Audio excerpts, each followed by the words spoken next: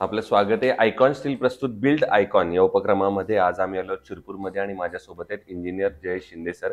मागच्या 4-5 वर्षांपासून ते या क्षेत्रात अतिशय उत्तमरित्या काम करत आहेत.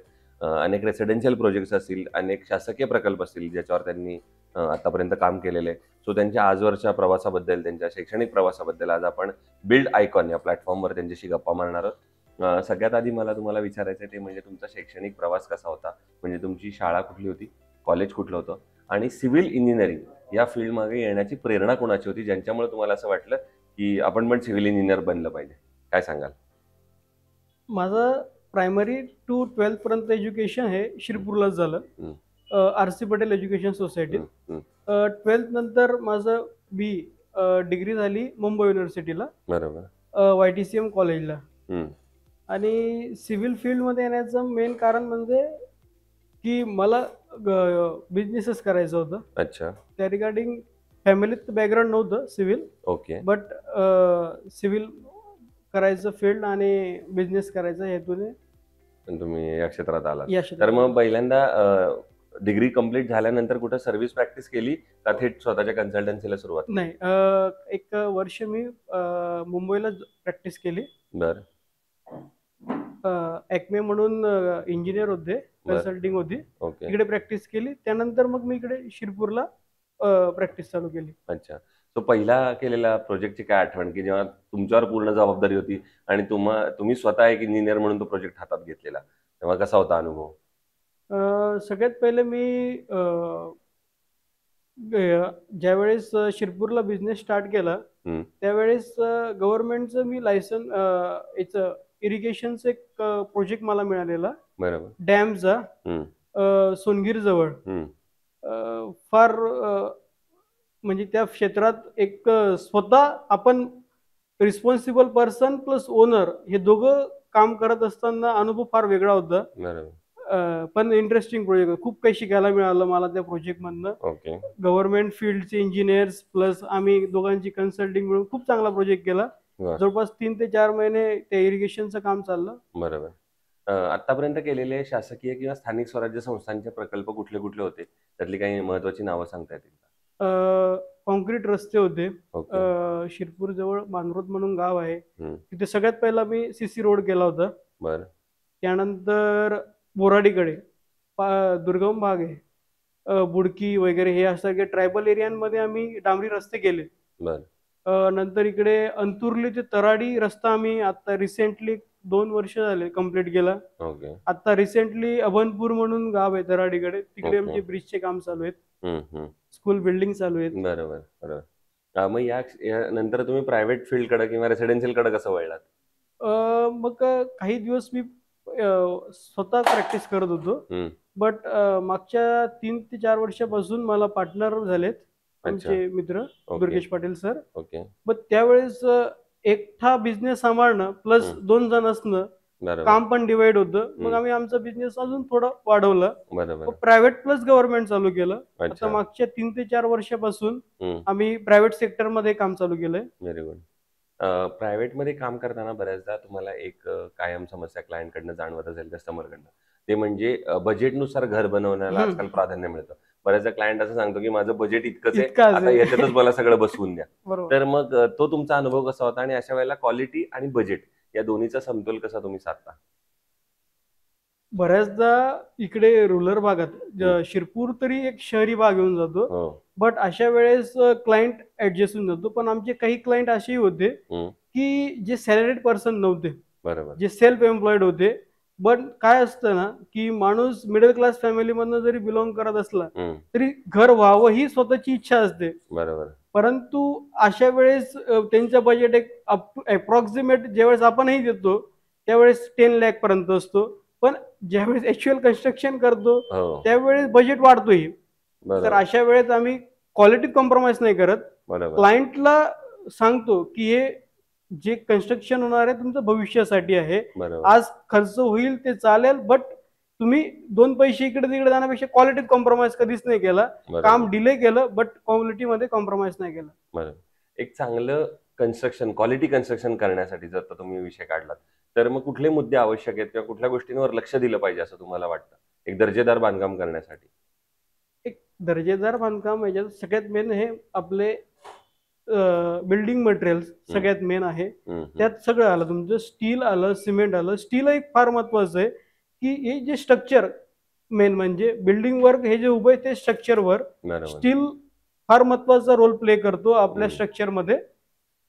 प्लस बिल्डिंग मटेरियलही जसे ऍग्रिगेट वर्क झालं, फार रेतूपासून तर सिमेंट पासून रेशो मेंटेन करणं, सिमेंट साइड रेशो तेही फार महत्वाचं आहे. आणि क्वालिटी स्किल लेबर मिळणं फार महत्वाचं आहे. बरोबर. दुसरं ऍज अन इंजिनियर किंवा तुम्ही आता मागच्या एवढ्या वर्षापासून शिरपूर भाग बघताय, धुळे जिल्ह्यात फिरताय तुम्ही, ग्रामीण भागात जाऊन तुम्ही कामं केलेत. एक इंजिनियर म्हणून एक विकासाचं विजन असं जर तुम्हाला विचारलं तर कुठलेही मुद्दे महत्वाचे येतात की ज्या मुद्द्यांवर आता येणाऱ्या आगामी 10-15 वर्षात काम झालं पाहिजे मोठ्या प्रमाणात, की जेणेकरून या धुळे जिल्ह्याच्या विकासासाठी जे महत्वाचं ठरेल? धुळे जिल्ह्याच्या विकासासाठी जर बघितलं तर हा जो डिस्ट्रिक्ट आहे हा ऍग्रिकल्चर म्हणून फार महत्वाचा आहे. बरोबर. शिरपूर तरी आता इरिगेशनच्या बाबतीत व्यवस्थित आहे किंवा इकडे गरज नाहीये. बट शिरपूर सोडून सोनगीर वगैरे ह्या भागात जर गेलो आपण तर त्या ठिकाणी इरिगेशनवर काम करणं फार महत्वाचं आहे. जसे की झाले बंधारे झाले, डॅम झाला. आता एक मोठा प्रोजेक्ट तयार होतोय सोनगीर जवळ जामफळ म्हणून, लिफ्ट इरिगेशनचा फार चांगला प्रोजेक्ट आहे. आणि दुसरा विषय की शिरपूर मध्ये बघितलं तर ट्रायबल एरियात रोडवेज, जिथं रोडची फार गरज आहे. शिरपूरकडनं जर तुम्ही गेले तर दुर्बुड्या वगैरे अशी काही गावं आहेत की जिथं अजूनही रस्ते नाही आहेत. बरोबर. एमपी बॉर्डरला, तर तिकडे कन्स्ट्रक्शन ऑफ रोड फार महत्वाचं आहे. पण हे सगळं करताना मग शासनाकडनं काय अपेक्षा आहेत असं तुम्हाला वाटतं? शासन कशा पद्धतीनं यात मदत करू शकेल? शासनाने आदिवासी भाग म्हणून, जर ट्रायबल एरिया म्हणून आपल्याला विकास कामांसाठी निधी जर थोडा जास्त दिला तर नक्कीच या भागाचा आदिवासी भागाचा विकास व्हायला चालना मिळेल. बरोबर. दुसरा आतापर्यंत केलेल्या प्रोजेक्ट मधला एखादा आयकॉनिक प्रोजेक्ट आठवतोय का की जो करताना तुम्हाला एक वेगळं समाधान मिळालं किंवा आनंद मिळाला किंवा असं वाटलं की हा प्रोजेक्ट माझ्या हातून घडला किंवा मी काहीतरी वेगळं करण्याचा प्रयत्न केलाय? गव्हर्नमेंट मध्ये बघितलं तर रस्त्यांची कामं होते. आम्ही एक अंतुर्ली ते तराडी हा रस्ता होता, जवळपास एक 15 ते 16 वर्षांपासून हा रस्ता होत नव्हता. तिकडच्या शेतकऱ्यांसाठी फार भयानक होतं. म्हणजे त्यांचं रेनी सीझन चालू झाला तर शेतकऱ्यांना आपल्या शेतापर्यंत जाणं फार मुश्किलीचं काम होतं. तर ह्या रोड बनल्यामुळे त्यांचं कनेक्शन स्वतःच्या शेतापर्यंत ते 3 ते 4 महिने जो रेनी सीझन असतो त्याला जायला ते घाबरायचे. तर त्यामुळे हा रोड आपण कन्स्ट्रक्ट केला आणि ते लोकांना त्यांच्या शेतात किंवा त्यांचं काही काम करता येईल हे चांगलं झालं. आणि प्रायव्हेट मध्ये म्हणणार तर आम्ही एक रेसिडेन्शियल प्रोजेक्ट आता कम्प्लीट केला, रेसिडेन्शियल प्लस कमर्शियल, जो अजून ऑन गोईंग आहे. पण ऍडव्होकेट म्हणूनच वकील साहेबांचा प्रोजेक्ट येतो, तोही फार बेस्ट प्रोजेक्ट झाला आमच्या. Very good. आणि हे झाले आयकॉनिक प्रोजेक्ट, पण असे काही प्रकल्प असतात जे करताना काही अडचणी येतात, काही समस्या येतात. तर असा कुठला प्रसंग किंवा प्रोजेक्ट आठवतोय का की जे करताना काहीतरी अडचण आली आणि तुम्ही त्याच्यावर कशी मात केली, असा एखादा प्रसंग? एक स्कूल बिल्डिंगचा प्रोजेक्ट होता आमच्याकडे. टेंडर होतं आमचं गव्हर्नमेंटचं. गव्हर्नमेंटकडनं कॉन्ट्रॅक्ट मंजूर झाला होता, बट जी लँड आम्हाला अक्वायर पाहिजे होती तर ती मिळत नव्हती. ऍक्च्युअली तिथं अतिक्रमण सारखं होतं. पण फार समस्या म्हणजे तिथल्या ग्रामीण लोकांनी आम्हाला, रहिवासी लोकांनी सपोर्ट नाही केला. मग आम्हाला आपले डेप्युटी साहेब प्लस तिथले काही पुढारी पॉलिटिकल बॅकग्राऊंड यूज करून आम्हाला ती जागा क्लीन करावी लागली, अक्वायर करावी लागली. आणि आज तो प्रोजेक्ट चालू आहे, अजून ऑन गोईंग प्रोजेक्ट आहे. दुसरं कुठल्याही कन्स्ट्रक्शन मध्ये स्टील हा अतिशय महत्वाचा पार्ट असतो. तर मग स्टील निवडताना तुम्ही त्यातले काय पॅरामीटर्स बघता आणि मग ते स्टील योग्य आहे आपल्या प्रोजेक्टसाठी असं ठरवता? स्टीलची डेन्सिटी, टेन्साइल स्ट्रेंथ फार महत्वाची आहे. TMT, ह्या 2-3 गोष्टी बघणं फार महत्वाचं आहे. जसं आपलं आयकॉन स्टील आहे त्याप्रमाणे. आणि लेंथ, सगळ्यात मेन स्टीलची फुल लेंथ आणि भारीचं वजन, यात महत्वाचे मुद्दे. बरोबर. आणि हे झालं आयकॉन स्टीलच्या प्रॉडक्ट बद्दल. पण त्यांच्या काही सर्व्हिसेस बद्दल तुम्हाला सांगता येईल का? किंवा आयकॉन स्टील तुम्ही कुठल्या प्रोजेक्टवर वापरले का? तुमचा अनुभव कसा होता? आम्ही तिकडे तरडी म्हणून गाव आहे, तिकडे बरं. आता आम्ही वॉटर टँकचं काम केलं. अच्छा. हा.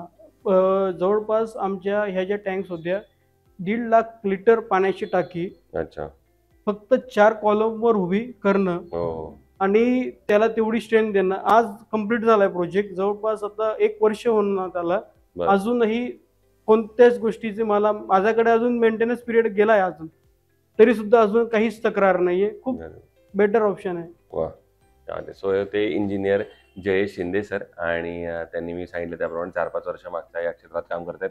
मेजरली शासकीय प्रकल्प, स्थानिक स्वराज्य संस्थांचे प्रकल्प आहे त्याच्यावर काम करतात.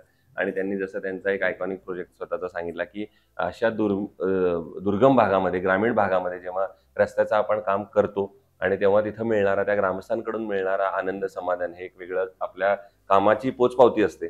अशा प्रकारेच तुम्ही येणाऱ्या आगामी काळात असं आयकॉनिक प्रोजेक्ट करत राहा, याच माझ्याकडून आणि आयकॉन स्टील या दोघांकडून मनपूर्वक शुभेच्छा. थँक्यू. धन्यवाद.